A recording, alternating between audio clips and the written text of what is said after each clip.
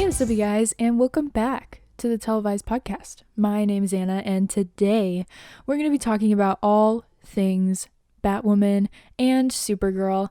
I'm going to be talking about the past two Batwoman episodes because I was very upset with myself that I didn't catch up before my last podcast episode to be able to talk about what episode was that? Like 514? Or was that this week? Anyway, I wasn't caught up for Batwoman, so I did not get to talk about it last week, unfortunately.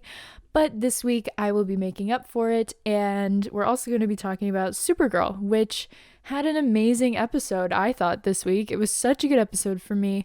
I think it really worked really well for me, and it really cemented the idea for me that Dreamer is a very important character, and Danson are like a really important couple, and we should see them on screen. And the show thrives when it focuses on its women. So I hope that is what they took away from the episode. But yeah, so we're going to be getting into that. But first and foremost, I just want to say that I hope everyone is safe. I hope everyone is well. I hope everyone is healthy. Please take care of yourselves. I know that this is the last thing you want to hear about right now. Everybody's talking about it, but I definitely just want to say, please, everyone, do not underestimate what is happening in the world right now. This is very serious, and I hope everyone is taking it very seriously, and I hope that everybody is enjoying the quarantine. Let me keep you company during the quarantine. But yeah, so again, I just want to express that I hope everyone's doing well. Hope everyone's doing okay. Hope everyone's staying inside. Hope everyone's practicing the utmost caution. And yeah, that's really all I wanted to just get off right at the start. I just, hope everyone's doing well. I know this is a really hard time for people, and I know that people have issues at home and they hate being at home, especially college students who are coming home because they're, evacuating dorms and things like that. So I just hope everyone is taking care of themselves both physically and mentally. Like, find things to do, start that project you've been putting off, all that kind of stuff. So, and because I'm going to be home for the foreseeable future from college, I will probably end up doing some more deep dive episodes because I've been missing out on those because of how busy I've been because of college. But so I'll probably pick those back up. I've got like 3 weeks off of school where everything is suspended, and then from there I'm not entirely sure, but we will see. But again, I just hope everyone's doing well. Hope everyone's doing okay. And let's get into it. So the last episode of Batwoman, not this week's episode, but the one before, was really, really good. And I think I touched on this in the last episode of my podcast last week, where, I'm so happy to be able to see Sophie's story being told on screen, because it is a really important story, and it was really upsetting, to have to watch as Sophie came out to her mom, and her mom was like, absolutely just rejected her, and that is such an upsetting story to have to watch. I kind of put off watching the episode for a little bit just because I didn't want to put myself through the pain of having to see that. But it's so needed because so many people experience that story, and so many people need that story. They need Sophie's like end story. You know what I mean? Like, Sophie now is not what people like. The pain that Sophie's going through right now is really not what people need to see. They need to see Sophie go through all this pain, but then come out on top, and come out of it better and more, just more confident in herself and more honest and things like that. So I'm really excited to be seeing that. The episode was pretty gross. I have issues with all the faces that Batwoman keeps just messing up. I'm like, stop with the skin. If I'm sure, well, if you've been listening to me for a while, you know that I am squeamish. So I have a really hard time with Batwoman when they start messing with people's faces and like peeling people's faces and like, it's so gross. And I just have such a hard time. But it's such a good show that I'm not going to stop watching for that, but definitely have a difficult time with it, which does suck. Especially because I really liked actually the villain of the Batwoman episode from 2 weeks ago, Dula Dent, who in the comics is Joker's daughter, which was really interesting. I love that they're kind of pulling, like they're not doing like Batman villains, which is really cool. Because I think that's something that Supergirl has issues with, where they're like, here we go, let's give you a Superman villain. Like, but this is Supergirl. Like, she has her own villains. She has her own stories. And that's what I love about Batwoman, is that it seems like even if maybe some of these characters didn't show up in Batwoman comics, I don't know, I haven't read all of Batwoman's comics and stuff, but even if they didn't, it's still not like, oh, here's a Batman villain. Like, obviously I know that Warner Brothers would never let them use the Joker in the first place, but it's still nice to have a change and to be able to be like, oh, look at that. Like, there's a new character that we can explore, because I thought especially the opening sequence where they basically illustrated what like body dysmorphia looks like what looking in the mirror and seeing some like twisted version of your face looks like. I mean, it was really cool. I really, really, really thought that was really cool. Obviously, it wasn't like for representation's sake, obviously, because she was a villain and she ended up doing some really terrible things and ended the episode in a really bad place. But it was really interesting to be able to see how they handled that, and it was really cool. I don't know. I like to see villains on Batwoman who aren't associated with Batman. I really, really liked that. And then even on to the next episode, where we had more gruesome Alice backstory, which actually I was prepared for it to be more gruesome, because I was like, wait a minute. Like, what could be worse than this man making this little girl like sew together faces, like what could possibly be worse? But I realized like that the point of the episode was to show that like mental or like like mind games can be even more impactful than like physical trauma that people go through. Like, Alice cracked because this old lady was so horrible to her. And I mean, they did say that she did beat her, and she obviously poured like hot tea on her hands and all this stuff. But it was also just like the psychological aspect of the torture that this old woman put her through. And obviously seeing her mother's, it was terrible, seeing her mother's severed head, which Alice had talked about before. So I kind of put the pieces together, and I actually didn't watch. I didn't see the severed head. I only saw it because Rachel Scarston posted a picture of her like with the head like on her Instagram story or something. So that's the only time that I actually saw it, but I knew that it was coming because I'm like, oh gosh, he took her head, because Alice, had said before that she, when the car crashed, her mother was decapitated and she watched as her severed head floated down the river, which is so gruesome and brutal and horrific. Like, it really is. And then to see that in the freezer, like, of this, and it was just so gross.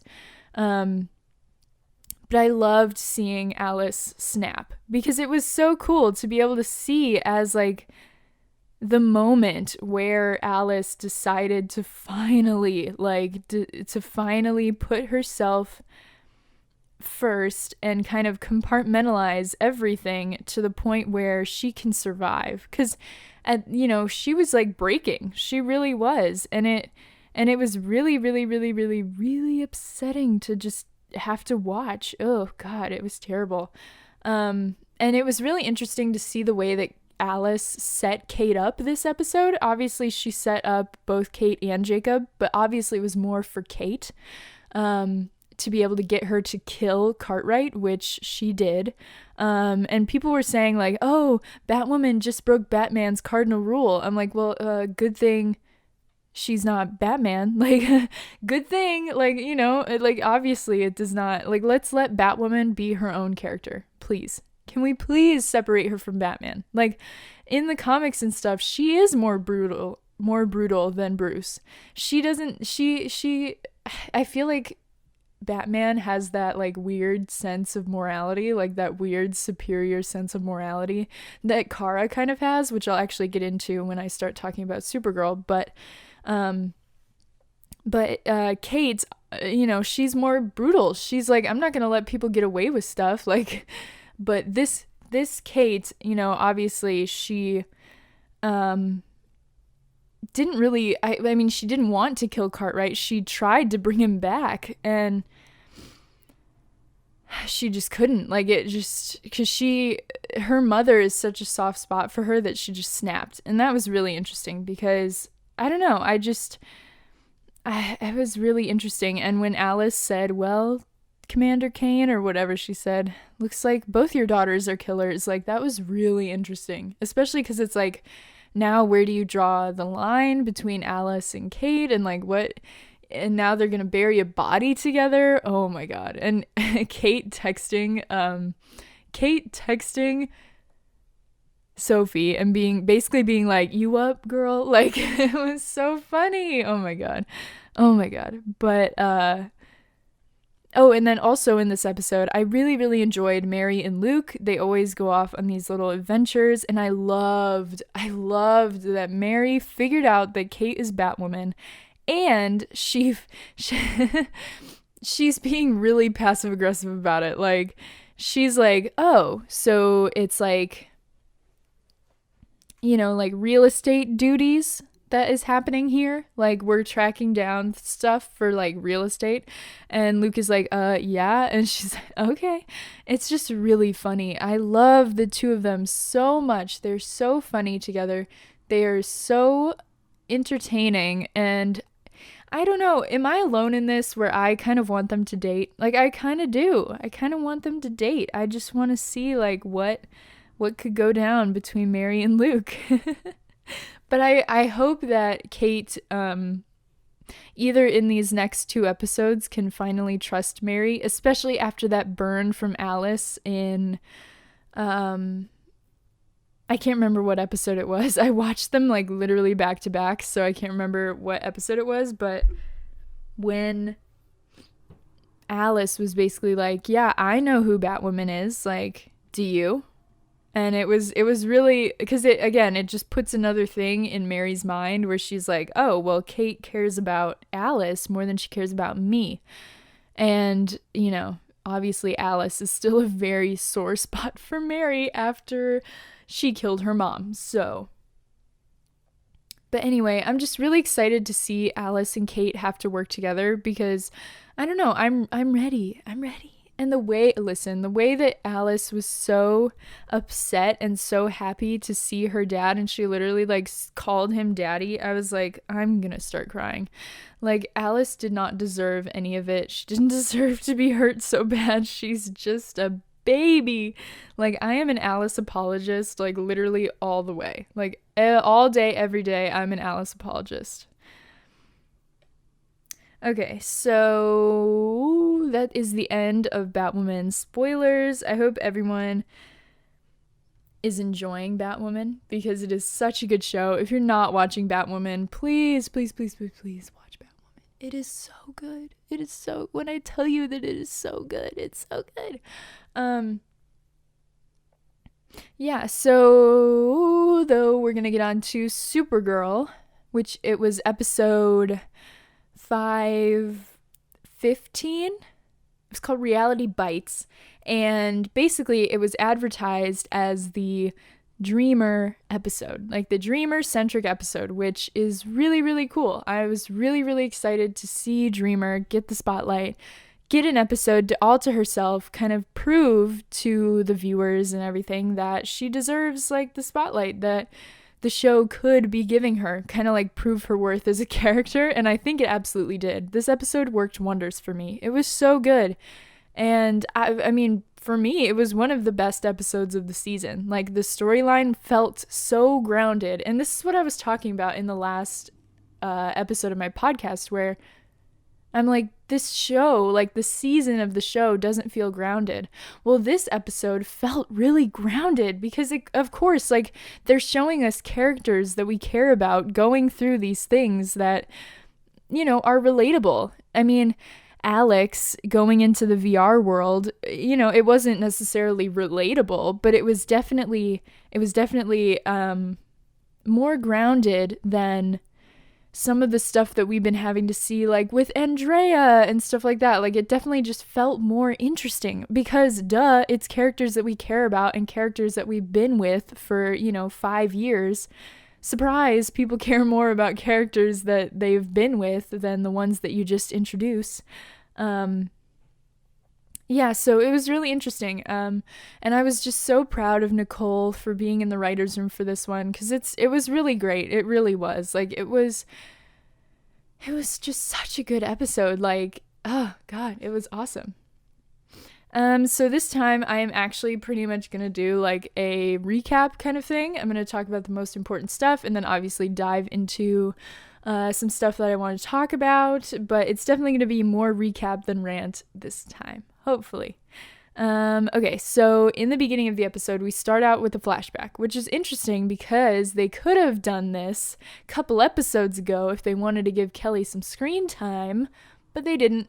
So they decided to show us that Kelly had to fix a glitch in Obsidian Platinum where the, like, basically the safeguard, like the call for help button, would just disappear. And it would go away and users then could not escape Obsidian Platinum. They couldn't get out. They were stuck. And so we see the scene of her helping this man get out of Obsidian Platinum, and she reports the issue to, like, the server or whatever, you know. She put in a report about it. But the old Leviathan lady is there, so obviously some mess was afoot. Obviously nothing was going to be done about it, but she didn't know that. Kelly had no idea. So then we see Nia actually fighting a Dominator, which was really cool. I love that they constantly bring back the Dominators because I think it's really funny because they're just like big giant like noodle punching bags basically. Like, I'll never forget when Kara was fighting one during season 3, I think. Yeah, season 3 during Crisis on Earth X. Right in the beginning, kind of like montage, she's fighting a Dominator and she's like, "You are so last year," and it's just so funny. But anyway, so we get to see Nia fight a Dominator, and Kara's like, "You broke my record for fighting Dominators," and it was really, really good. It was really just so fun. I love seeing Nia's powers because they're so good. Like, I love, Nicole calls it like the power of the telephone cord. I love it so much, and it looks really good. Like, yeah, the Dominator looks a little iffy, but it is CW CGI, so we're gonna let it slide. But I always think that her powers look really good, so yeah. And then, okay, so then Nia is like, "Hey, Kara, don't you have a date to go on?" But then Brainy shows up, and it's like basically heterosexual longing between Brainy and Nia. And it's really sweet, because it's like you can tell that they both miss each other so much, but they're so stubborn. And Brainy obviously just wants to keep Nia protected and keep her at arm's length. But Nia doesn't know that, so she's like kind of cold and pushed off from him. But it was a really interesting scene, and it made me really sad. It made me miss Brainia so much. I love them. They're so good.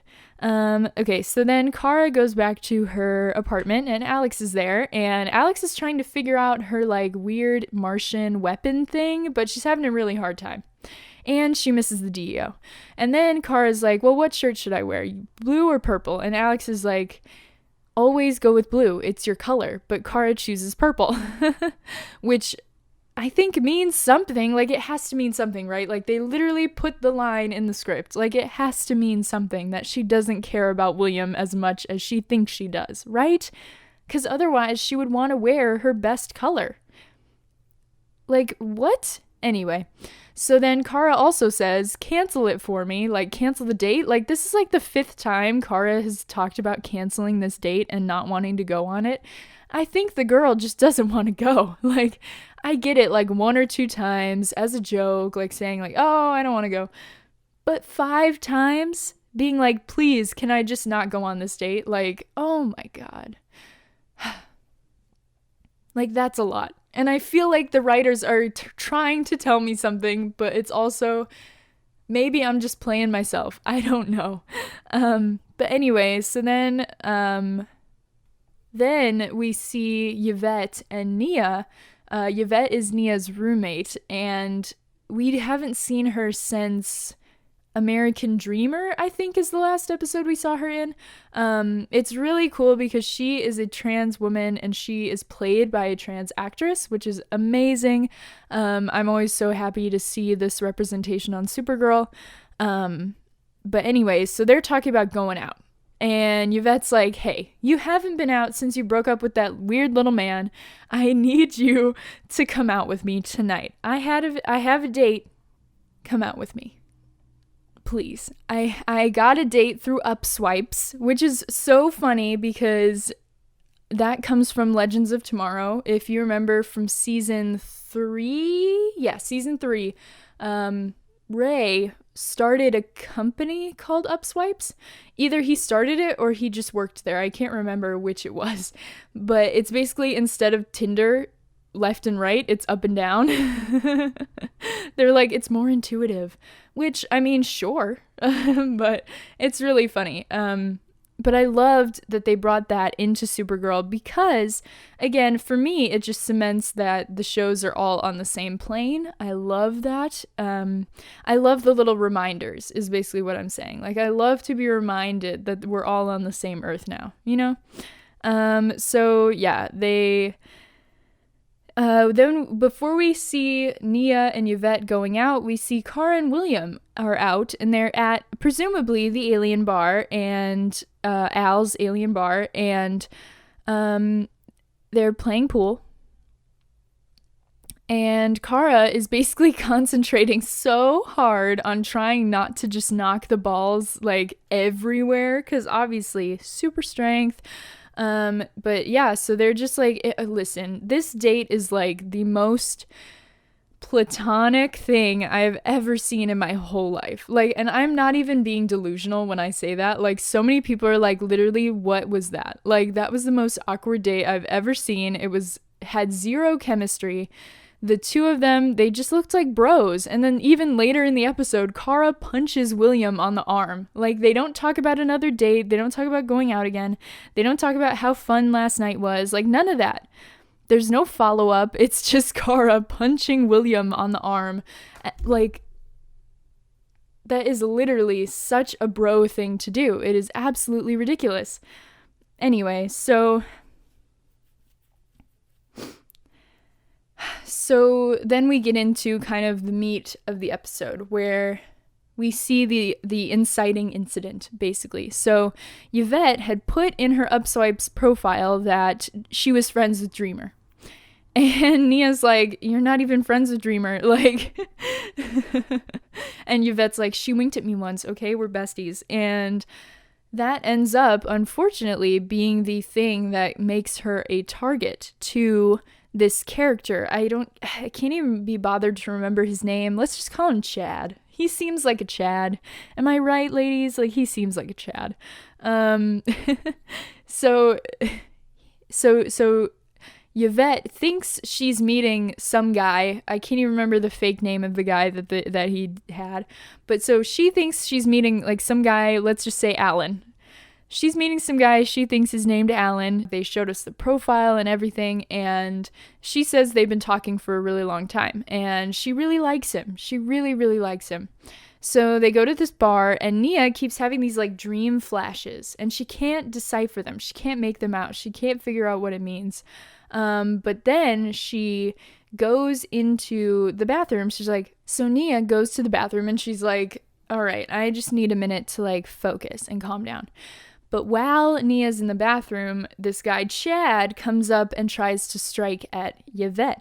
She's like, I'm waiting for someone. And he's like, oh, well, okay. So then she goes outside because he says to meet her like in the alley, which is crazy.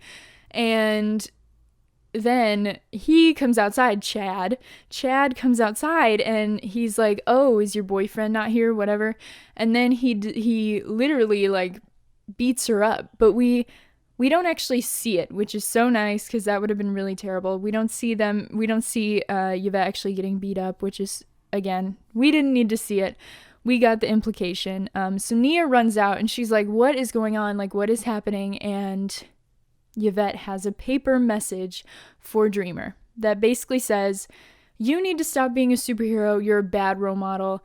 You know, basically just railing on her for being a trans superhero and saying, you know what? No one needs trans superheroes. You're bad. You know, all of this terrible, terrible, terrible stuff is written on this note.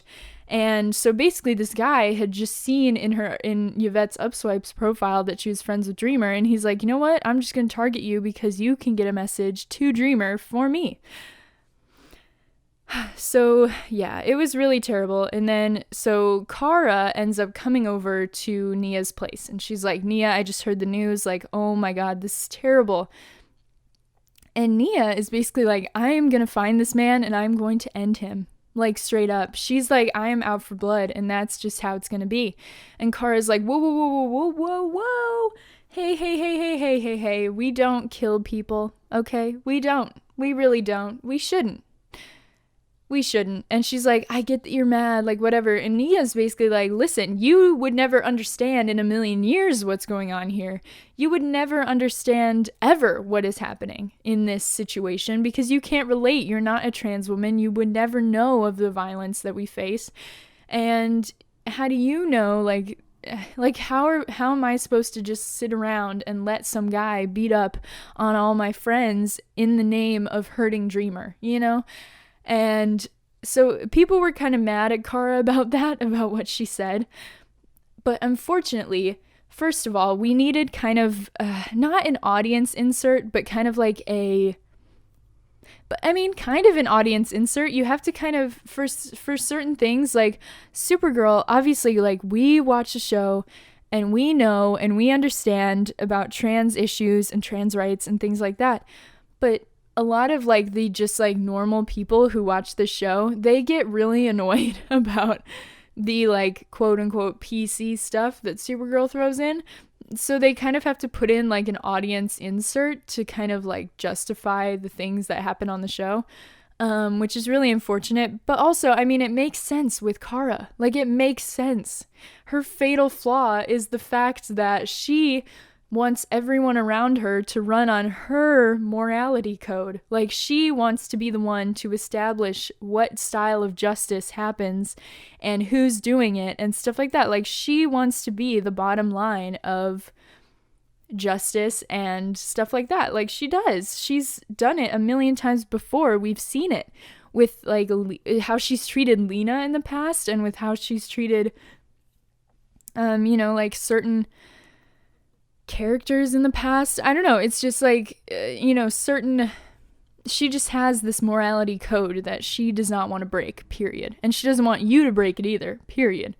And also, like, her fatal flaw is trying to give people second chances and doing hope speeches and stuff. And Nia even says, like, no hope speech can get you out of this.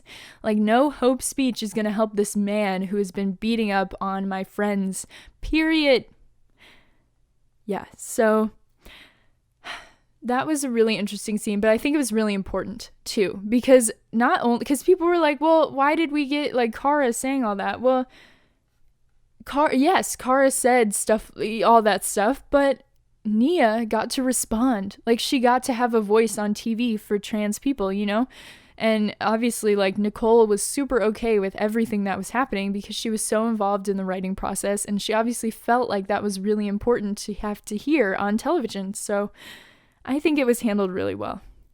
So then we go to commercial and we come back and Alex is fighting Alexo's suit in the tower.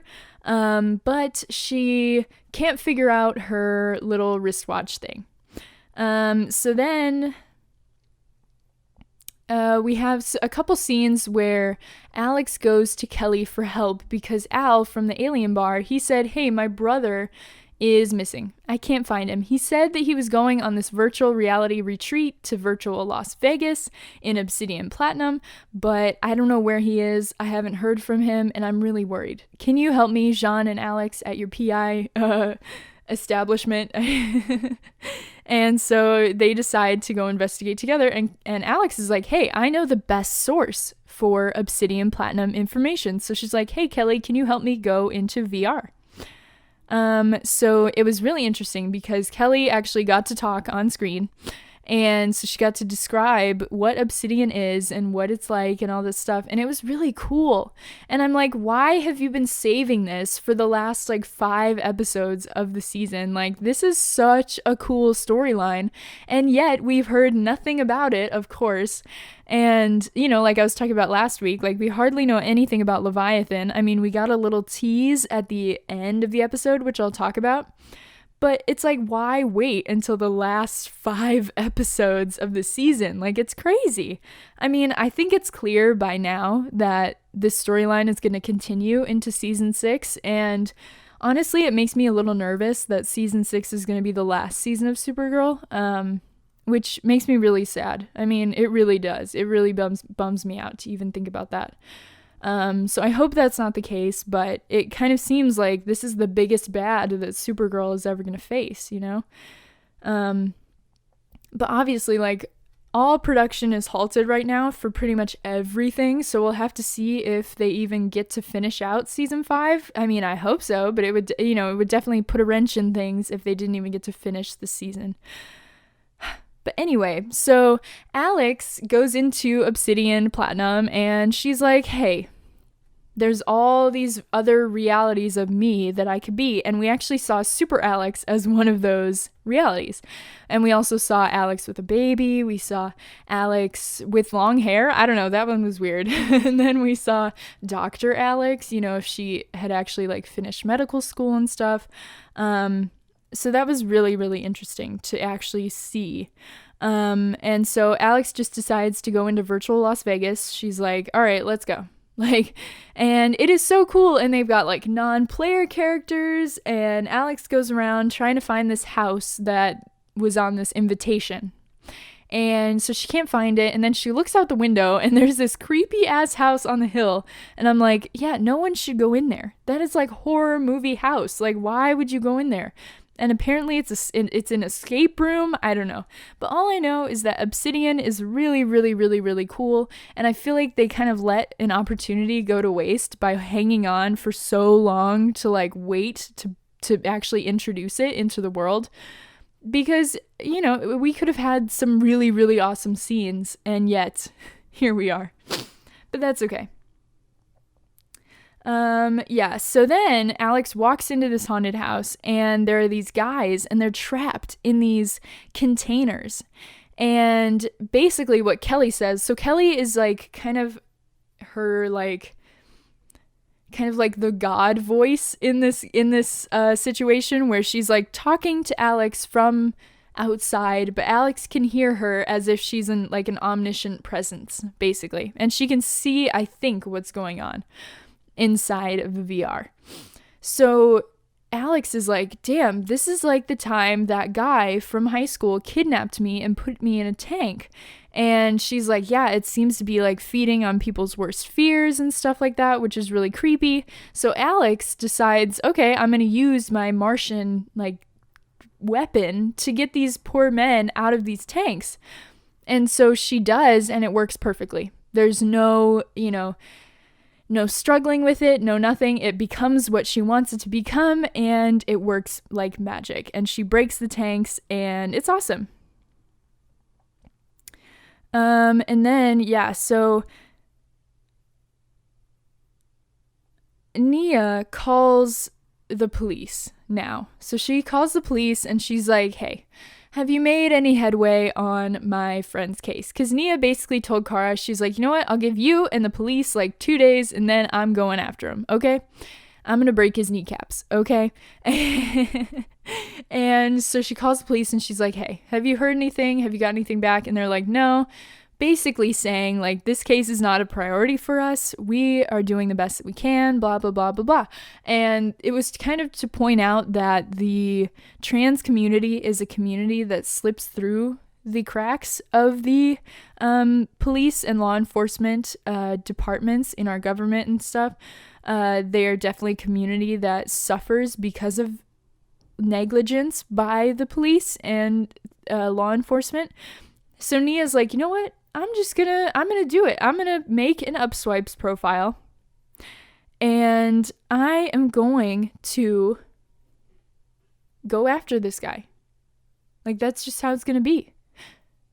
So she does. So she makes an Upswipes profile and she basically says, hey, I am friends with Dreamer, like I'm besties with Dreamer, come get me, basically.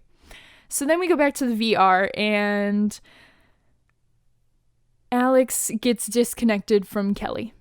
So she's like, oh my God, like, what am I going to do now? So she goes through and she kind of faces all these trials and stuff. And Jean is on the outside and he's doing his own investigating because obviously if you're in VR, your body is still in the real world. So he's like, I'm trying to find this guy's body. And so he goes to this address, can't remember where they found it. And so he talks to this guy's to this lady. And he says, hey, like, this is the last known location of this guy that we are looking for. Can you help us? And she's like, haha, no, I don't know that guy. But then all of a sudden it turns into, oh, I hang out with that guy, but only online. We have a VR affair. So they're having a VR affair. And apparently her husband is a massive creep. He's like super duper creepy.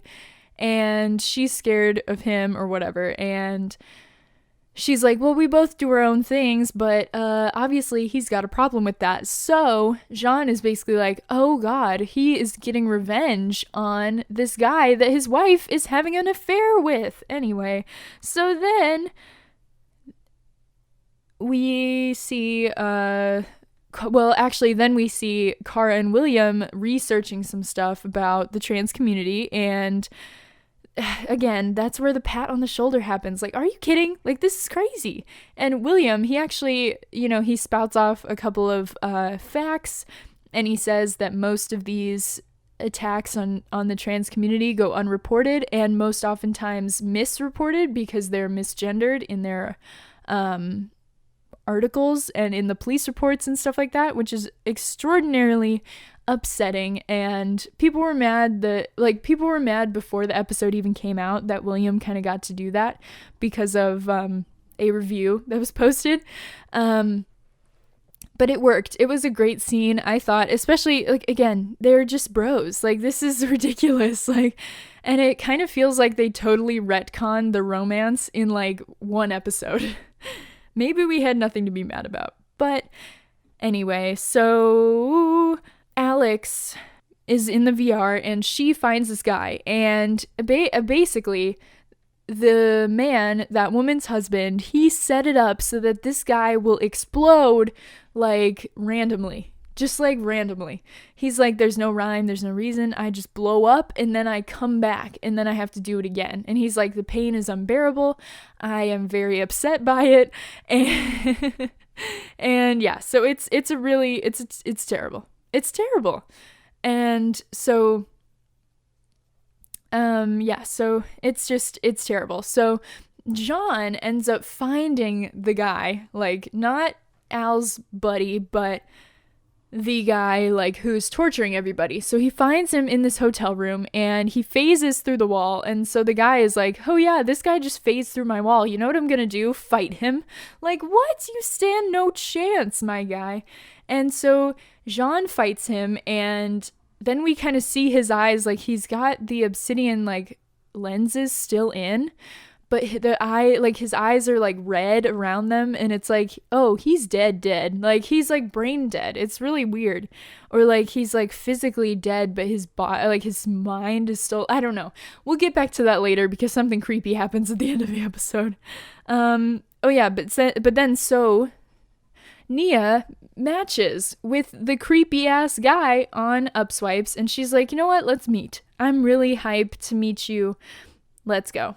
And so she meets with this guy, Chad, out in the alley because he's a creep and he likes to beat people up in the alley.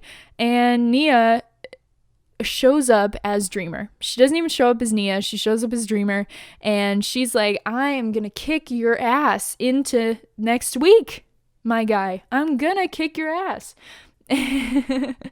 And it was awesome. She gave this speech that was so good. She had him wrapped up, like her telephone cord was around his neck. It was so awesome. And then Kara shows up and she's like, hey, don't let him turn you into a killer. Don't let him win, because then he gets the satisfaction of making you violent. He gets the satisfaction of saying, look, she isn't a good role model. Obviously, he would be dead, but you know what I mean. Like, he gets the satisfaction of turning Nia into something she's not. And it was such a good scene. It was so good because it showed Kara grounding Nia and pulling her out of her anger and saying, hey, look, the community doesn't need a killer. Your community doesn't need a killer. Your community needs a hero. And I really liked that. I don't know. Some people had differing opinions on it. You should let me know what you thought about Kara and Nia's moment for that. Like, while basically it's Dreamer and Supergirl, the Dreamer and Supergirl moment. So let me know what you think. I really liked it, but that's just me. So then we see Nia is hanging out on the balcony of Catco, and Kara sees her and she comes out, and Nia basically just says that everything lately has been piling up onto her, like Brainy breaking up with her, just all of this stuff, like with Leviathan and Lex Luthor and Crisis, and just everything is piling up on her and she can't shake it. And she's like, she couldn't figure out how to stop her mom from dying. She couldn't stop Yevette from being attacked. She was really upset. And so Kara is hugging her, and Nia is crying, and Nicole does such a beautiful job.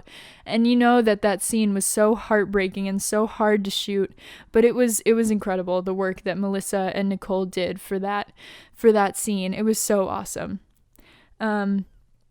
And actually, I was watching the episode with my sister because obviously we're all on lockdown, so we're doing stuff together. And so I was like, hey, do you want to watch Supergirl and Batwoman tonight? She's like, sure, why not? And so we were watching that episode together, and we were watching the scene, and she's sitting next to me and she's sobbing. I'm like, oh my God. Like, that is how impactful, that scene was. She'd never seen an episode of Supergirl. She's never seen anything with Nia, anything with anything. But she's sitting next to me and she is sobbing because of what Nia is saying. It was a really emotional moment. It was awesome. And not that my sister was crying, but you know what I mean? Like, it was such a powerful moment. And it was such a Supergirl moment. Like, that is what the series is about. These powerful emotional moments. Like, Supergirl is built on emotion, and I miss that. So Kelly is, once they pull it turns out it's Corbin Bleu. First of all, I didn't even notice that. It is Corbin Bleu who was playing Al's friend. I was like, is that Corbin Bleu? So once they pull Corbin Bleu out of Obsidian and get everything figured out, Kelly basically has to be like, oh my God, no one fixed my glitch. Like, no one fixed the glitch that I reported months ago. And, no one cares, and I have to fix Obsidian now. So she's kind of shouldering the weight of Obsidian. And then Brainy, who had been searching throughout the whole episode, he's been helping Kara search for these anti-trans communities online. He goes to the police and he's like, here, I did all your research for you. Now please do something about this. And it was awesome. It was so cool. So then at the end of the episode, Alex shows up at Kara's apartment and she's like, I just got a call from Eliza. And listen, my heart dropped because my worst fear was that it would be like Eliza calling to say that something was wrong and she was dying, or like calling to say goodbye or something. I'm like, I cannot deal. But she was just calling to say that Jeremiah is dead. Which I'm kind of glad that we got to wrap up this storyline because it's been around for so long. It's been such an extensive storyline throughout the series and they've kind of forgot about it, but I'm glad that they can kind of wrap him into Leviathan. I'll be really interested to see how that goes. So yeah, that'll be really interesting. I'm excited to see what happens next week with Jeremiah and stuff. So we will have to see. But so then after we get this information, we see basically in the final moments of the season, of the episode, that the guy is in the hospital that Jean put the beat down on, the husband, of the woman. He's in the hospital and his eyes are still effed up, like they're messed up. And the creepy Leviathan lady is like, let me take him. So she wheels him into this area where there's a bunch of people like wrapped in like hospital bedding or like tinfoil or something. I don't know. And they are like literally sitting there like floating in the air. And it's like so creepy. And I'm like, baked potato people?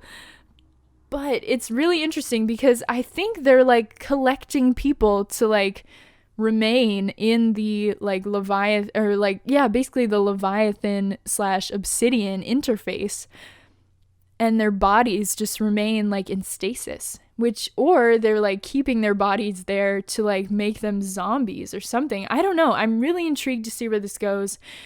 I hope that we can kind of, because if they have to continue this storyline into season 6, because I can't imagine that it just goes away, or like that they can just resolve it in season 5. But I'm really interested to see what will happen with this and with like the way that it'll go, like the direction that it'll go, because obviously like basically we've all been saying since the beginning of the season that Obsidian is going to be connected to Leviathan and probably going to be used to mind control people, and that's probably why Lena is still working on the Q-Wave project, because they need her to undo all the mind control from Leviathan. I'm just curious how it's going to all play out. I am very curious. It was a really, really, really good episode. It was really good.